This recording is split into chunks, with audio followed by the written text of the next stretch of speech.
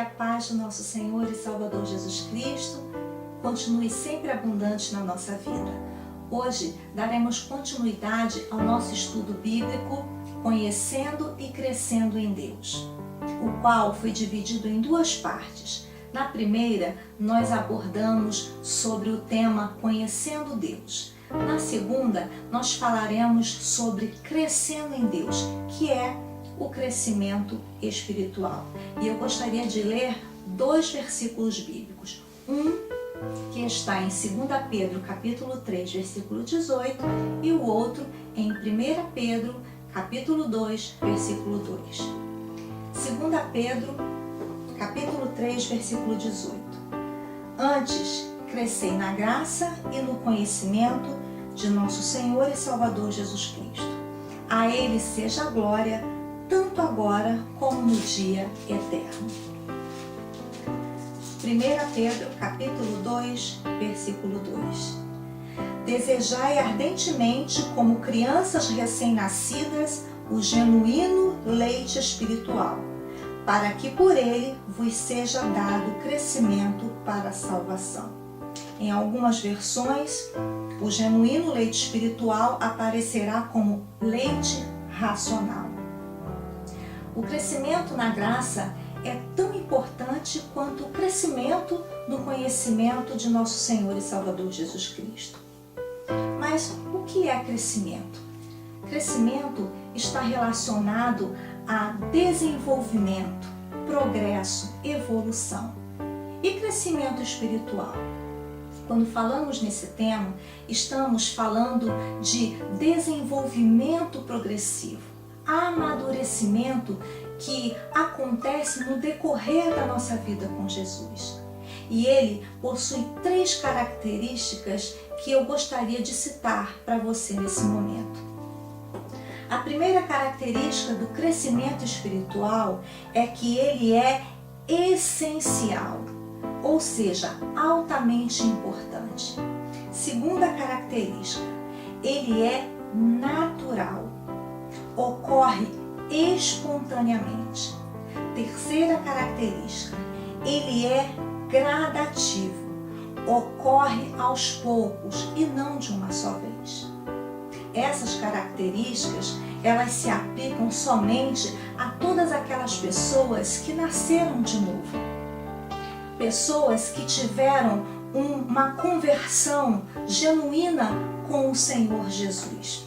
Pessoas que experimentaram o novo nascimento. E é por isso que o apóstolo Pedro vai dizer que, assim como os bebês desejam o leite materno de uma forma afetuosa ou ardente, todas as pessoas que passaram pelo novo nascimento, que morreram para o mundo e agora nasceram para uma nova vida em Cristo, elas devem desejar esse leite, porque através desse leite que é chamado racional, ou leite genuíno, que é a palavra de Deus, elas alcançarão o crescimento espiritual necessário para todo cristão. Por que a palavra de Deus é chamada de leite? Porque é um alimento que possui os nutrientes necessários para que tenhamos um crescimento saudável. Eu gostaria de ler o Evangelho de Lucas, capítulo 2, versículos 40 e 52, porque usaremos a vida de Jesus como exemplo de crescimento. E eu gostaria que você me acompanhasse nessa leitura. Evangelho de Lucas, capítulo 2, versículo 40. Crescia o menino e se fortalecia, enchendo-se de sabedoria, e a graça de Deus estava sobre ele. Quem era o menino? Era Jesus, quando ele ainda era uma criança. A Bíblia não fala qual a idade que ele tinha exatamente, mas fala que ele era um menino cheio de sabedoria e que a graça de Deus estava sobre ele. Versículo 52. E crescia Jesus em sabedoria, estatura e graça diante de Deus e dos homens. Aleluia! A palavra de Deus nos fala que Jesus crescia em três áreas. na sabedoria, na estatura e na graça. Isso significa que Jesus ele crescia na erudição, no conhecimento, nas atitudes corretas. Jesus também crescia em tamanho, mas Jesus crescia principalmente na graça, que é um tema amplo e que nós vamos enfatizar nesse estudo de hoje, no crescimento espiritual. E esse crescimento de Jesus ele era visível, porque Jesus crescia não só diante de Deus, mas também diante dos homens. Quando nós falamos de graça, nós falamos de uma palavra que no grego se chama charis, que significa favor e bênção concedidos a alguém que não merece. A raiz etimológica dessa palavra está associada às palavras alegria e regozijo.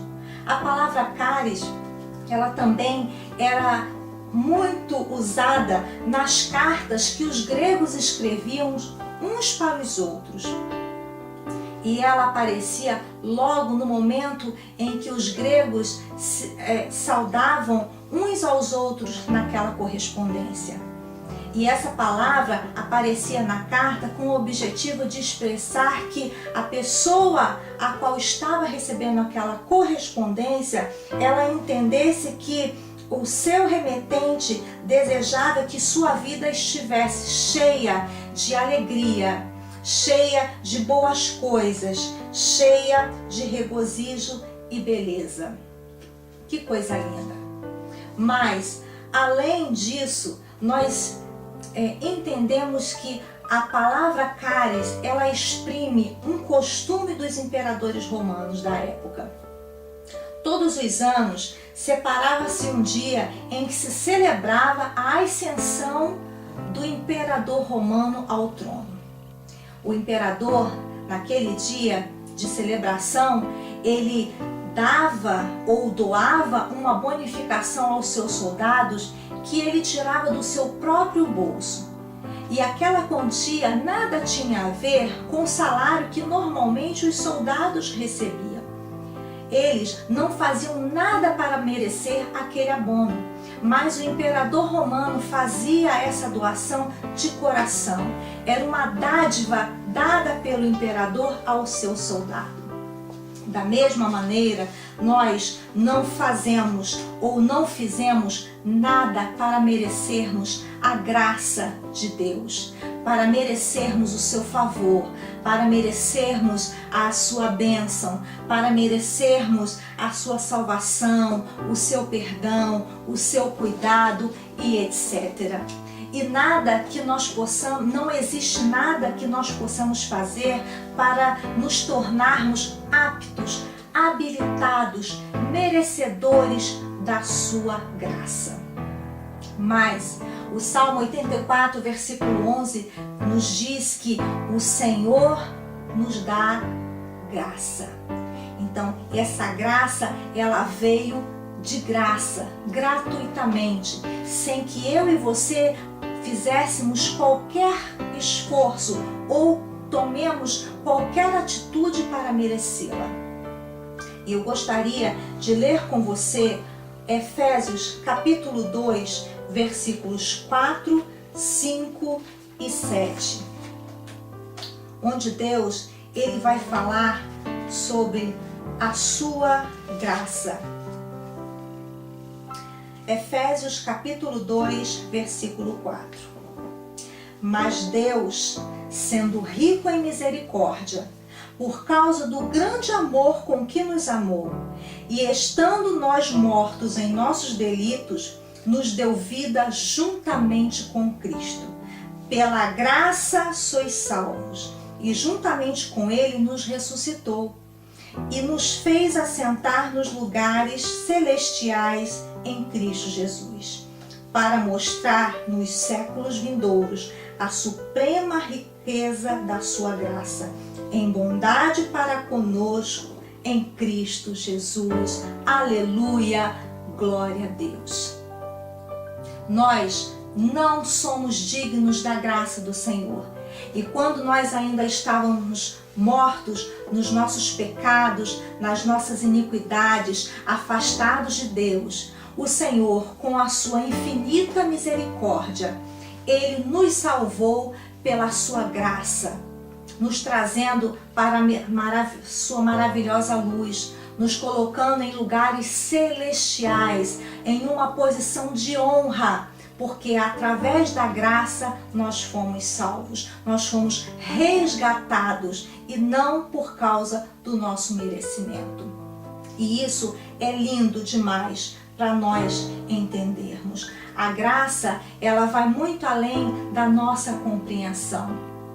Certa vez, o apóstolo Paulo, orando ao Senhor devido a uma situação que passava e aguardando uma resposta de Deus, a única coisa que ele ouviu foi Deus dizer: a minha graça te basta. Eu gostaria que você me acompanhasse na leitura do livro de 2 aos Coríntios, capítulo 12, versículo 9, onde relata essa passagem de Paulo.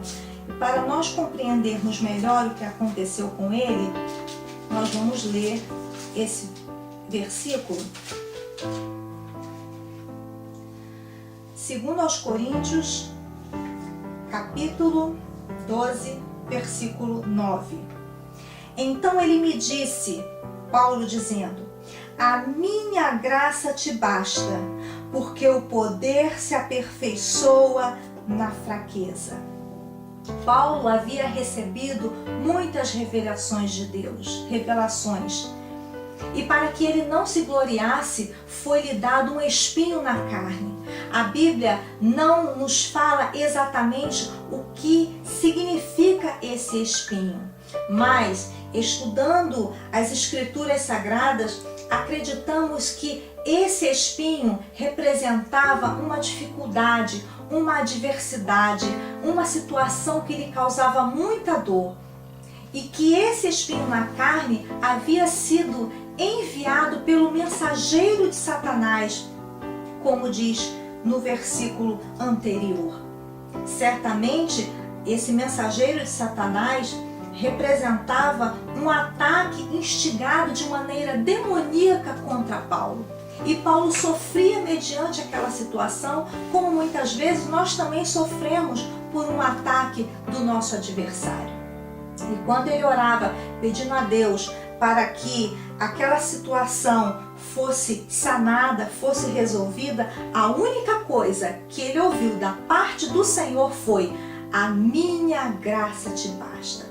E o que isso significa? Significa que Deus estava animando, incentivando o apóstolo Paulo para que ele se alegrasse. Apesar daquela situação tão difícil, ele tinha muitos motivos para se regozijar, para sentir um grande contentamento, pois diante daquela situação de tribulação, o poder de Deus estava sendo aperfeiçoado. E é isso que nós precisamos compreender, que quando nós estamos vivendo um momento de tribulação e que Deus fala para nós: meu filho, minha filha, a minha graça te basta, Ele está dizendo que o poder dele vai ser aprimorado, vai se tornar perfeito ou vai se tornar mais perfeito diante daquela nossa fraqueza, mediante a situação difícil a qual nós estamos vivendo. E é lindo dizer que a palavra graça no plural expressa agradecimento. E Isaías, no capítulo 12, versículo 1, ele vai honrar a Deus, ele vai louvar a Deus por ter restaurado o povo de Israel no momento de dificuldade. E eu gostaria de perguntar a você: você já deu graças ao Senhor por todas as coisas que Ele tem feito por ti, por tudo que Ele é na sua vida? Capítulo 12 do livro de Isaías, versículo 1. Orarás naquele dia: graças te dou, ó Senhor, porque ainda que tiraste contra mim, a tua ira se retirou e tu me consolas. Aleluia! Glória a Deus! Nós precisamos aprender a sermos gratos ao Senhor em toda e qualquer situação. Agradecer a Deus é um ato que nós devemos manter todos os dias da nossa vida. Devemos agradecer pela vida, pelo ar que nós respiramos, pelo alimento, pelas nossas vestes e principalmente pela presença de Deus na nossa vida. Devemos agradecer a Deus sempre por tudo que Ele é, pois Ele é poderoso, é soberano, é maravilhoso, é extraordinário, e agradecermos até mesmo pela experiência que nós adquirimos através de cada tribulação. A palavra de Deus nos fala em Atos capítulo 13, versículo 43, que nós devemos perseverar na graça.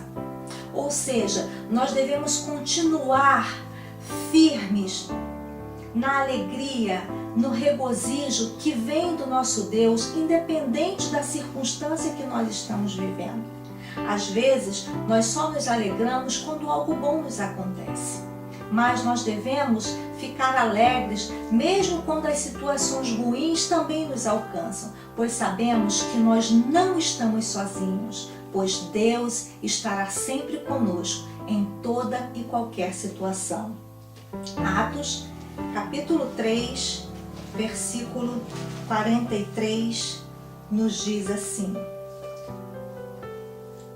Perdoe-me. Atos, capítulo 13,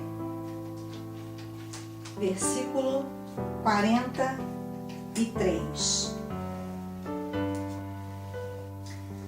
Despedida a sinagoga, muitos dos judeus e dos prosélitos, que eram gentios que seguiam a religião judaica, piedosos, seguiram Paulo e Barnabé, e estes, falando-lhes, os persuadiam a perseverar na graça de Deus. Paulo e Barnabé foram servos de Deus que pregavam a palavra do Senhor aos gentios, aqueles que ainda não conheciam o plano da salvação. E naquele momento, eles estavam incentivando, estavam persuadindo a todas aquelas pessoas que estavam recebendo o ensinamento a respeito de Cristo a perseverarem na graça, a ficarem firmes. E da mesma forma o Espírito Santo de Deus fala nessa hora: fiquem firmes na graça, fiquem firmes na alegria, fiquem firmes no regozijo, no regozijo, na beleza, nas bênçãos que o Senhor tem para a nossa vida.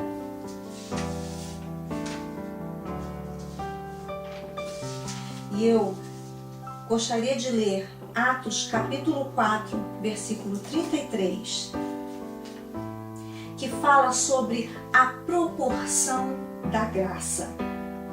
Atos capítulo 4, versículo 33. Com grande poder, os apóstolos davam testemunho da ressurreição do Senhor Jesus, e em todos eles havia abundante graça. Louvado seja o nome do nosso Senhor. Todos aqueles que se converteram ao Senhor estavam agora pregando sobre Cristo com muito poder. E eles davam testemunho a respeito da ressurreição de Cristo. E em todos aqueles homens e mulheres de Deus que estavam propagando o Evangelho, havia uma abundante graça, ou seja, uma farta graça, uma copiosa graça. E essa é a proporção que Deus quer que tenhamos na nossa vida a respeito da graça. Que a graça sobre a tua e a minha vida, ela seja farta, ela seja abundante, ela seja copiosa, principalmente quando nós estivermos dando testemunho a respeito do que Deus ele já fez na minha vida, já fez na sua vida, a saber, a respeito da ressurreição de Cristo.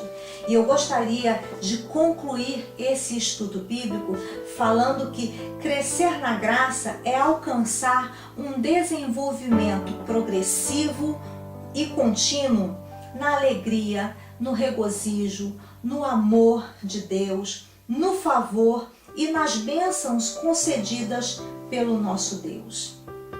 Hebreus capítulo 4, versículo 16, nos fala assim: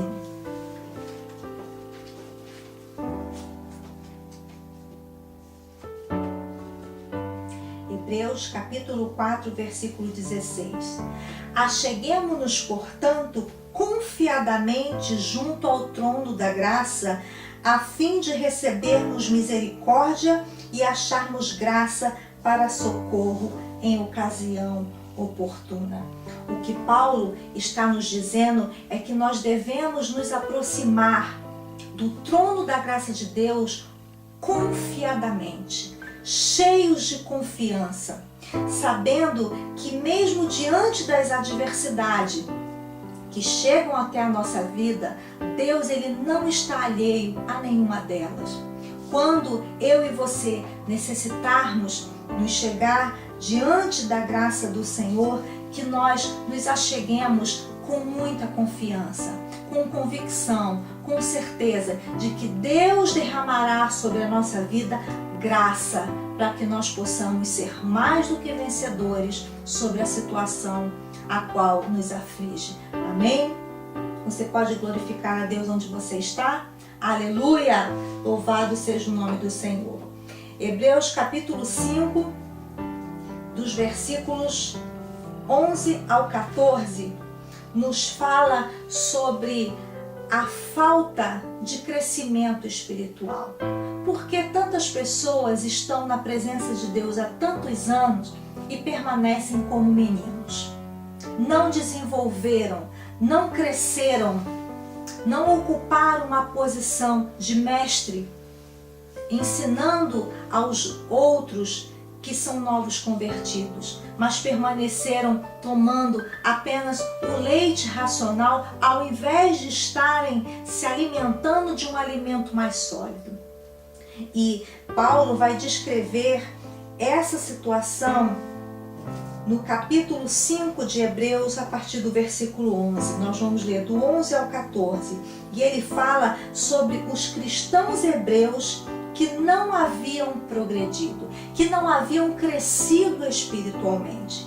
E ele começa falando assim: a esse respeito, temos muitas coisas que dizer e difíceis de explicar, porquanto vos tendes tornado tardios em ouvir. Pois com efeito, quando devíeis ser mestres, atendendo ao tempo decorrido, tendes novamente necessidade de alguém que vos ensine de novo quais são os princípios elementares dos oráculos de Deus. Assim vos tornastes como os necessitados de leite e não de alimento sólido. Ora, todo aquele que se alimenta de leite é inexperiente na palavra da justiça, porque é criança. Mas o alimento sólido é para os adultos, para aqueles que pela prática têm as suas faculdades exercitadas para discernir não somente o bem, mas também o mal. O crescimento espiritual não é uma opção, é uma necessidade na vida de cada cristão. Nós não podemos passar toda a nossa vida com Deus apenas nos alimentando do leite racional. Mas o leite racional ele é direcionado somente para as crianças. Chega um momento na nossa vida com Deus que nós vamos precisar de um conhecimento mais avançado, de um alimento mais sólido, que vai contribuir para que nos tornemos adultos, ou seja, mais experientes, com conhecimento mais avançado a respeito de Deus e da sua palavra. Isso é crescimento espiritual. Quando não há crescimento espiritual, nós permanecemos numa posição em que desagrada a Deus. Você não vai deixar de ser salvo pela falta do crescimento, mas você vai deixar de alcançar muitas bênçãos, ou até mesmo de ser usado por Deus, porque você não se tornou adulto naquilo que o Senhor te chamou para ser. Amém? E eu gostaria de falar que o crescimento na graça e o crescimento no conhecimento de nosso Senhor e Salvador Jesus Cristo, eles precisam andar juntos, paralelos, porque eles serão essenciais para que alcancemos uma maturidade cristã. E eles nos levarão a uma intimidade com Deus, a uma vida de santidade e de retidão na presença do Senhor.